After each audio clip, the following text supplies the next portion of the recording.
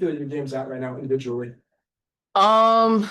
Yeah, I think just getting comfortable with the offense, with the team, with the coaches. I mean, it's a new everything. So just giving myself grace, but trying to be there for my team and them being there for me. So this was a better game than last game. Obviously, we want the win. We're gonna keep getting better. We still got 41 games left, but this is a step. Paige, how did you get ready coming back to Minnesota? Also get ready to help your team try to win. Prepared the same way I prepare for every single game. No different approach. Coach, what were some of your main takeaways just from the game? I know, like late in the game, that was a good effort to cut it to one possession. Just what were some of the things that stood out to you? Yeah, I thought in general, a response in totality, an ability to execute a game plan. I thought we found disruption on Courtney. I thought we found disruption on Fee a bunch.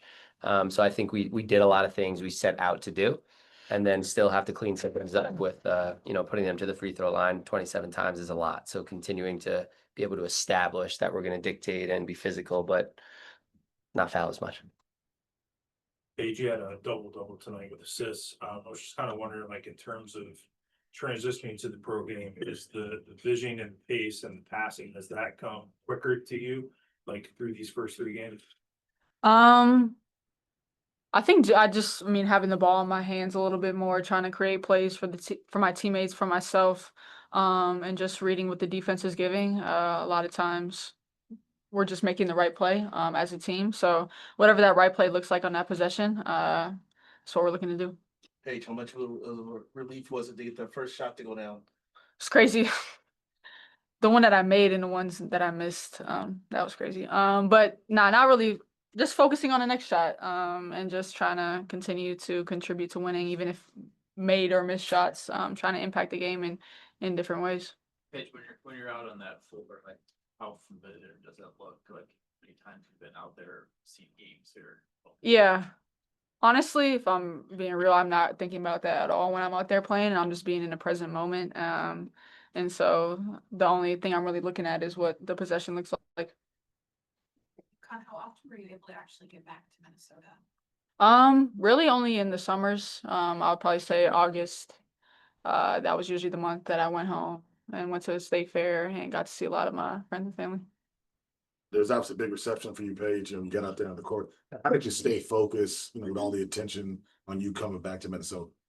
Just like I've been talking about, we've been talking about as a team, just being where our feet are, and not really focusing on any exterior things, but what we want to be as an interior group, and what we want to be as an organization and as a team. So I get coming back home is really cool and it's a great experience, but what we're trying to build and what we're trying to do from game to game is more important.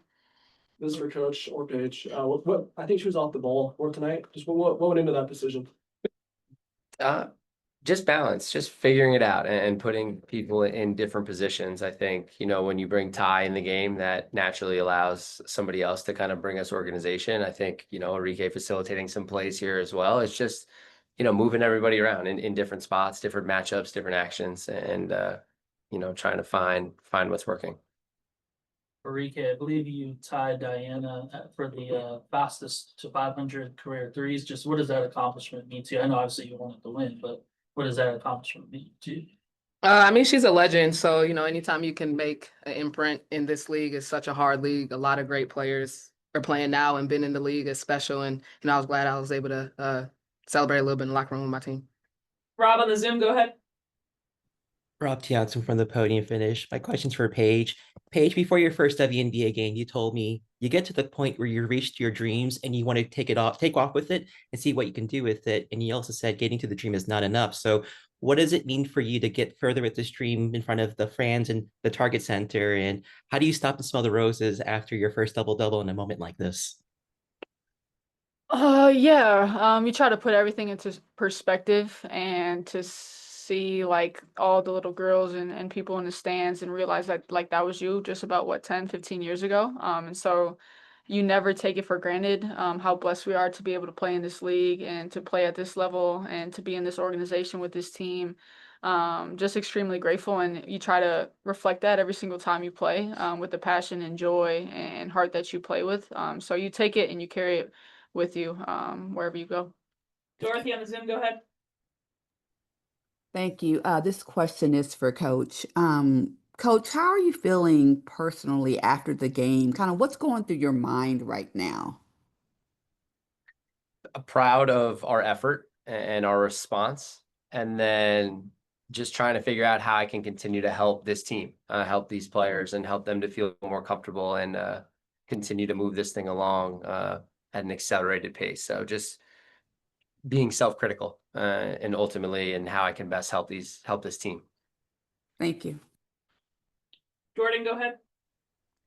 Hello, Jordan from Television Sports. My question is for Paige. So in pregame, there was a moment that you shared with former UConn Husky teammate Aubrey Griffin. So I just wanted to ask about what was it like, seeing her, getting to catch up with her, and if you guys have had any conversations post-draft.